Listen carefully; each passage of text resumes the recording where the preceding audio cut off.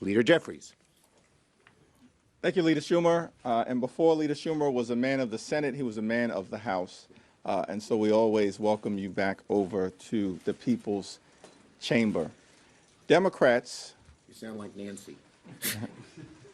Democrats are always ready, willing, and able to work with anyone to find the common ground necessary to solve problems on behalf of hardworking American taxpayers, particularly as it relates to driving down the high cost of living. We understand that America is too expensive. There are far too many hardworking American taxpayers struggling to live paycheck to paycheck. Housing costs are too high.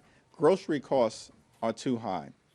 Child care costs are too high. Insurance costs are too high. Utility costs are too high. America is too expensive. Democrats are committed to driving down the high cost of living for working class Americans, middle class Americans, and everyday Americans all across the land.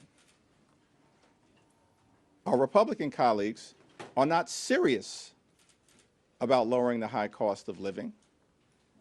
They've done nothing, introduced not a single bill, not put forth a single policy proposal.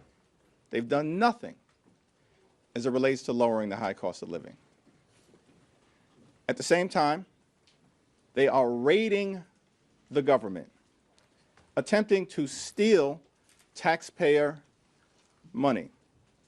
That's what the situation at the Treasury Department is all about. We will introduce the Stop the Steal Act in short order to prevent unlawful access with respect to the Department of Treasury's payment system connected to people who are trying to steal personal, sensitive, and confidential information related to Social Security recipients, Medicare recipients, taxpayers, businesses, non-for-profits, veterans, and everyday Americans. It's unacceptable, unconscionable, and un-American. Stop the Steal Act will prevent this unlawful access from taking place. It's unfortunate that many of our Republican colleagues are determined to stand up a shadow government of the billionaires, by the billionaires, and for the billionaires that will stick it to the American people. That's what's driving much of the behavior on the other side of the aisle. Because at the end of the day, my House Republican colleagues are determined to pass massive tax cuts for their billionaire donors and wealthy corporations, and then stick working class Americans with the bill by doing things like ending Medicaid as we know it. We won't stand for it.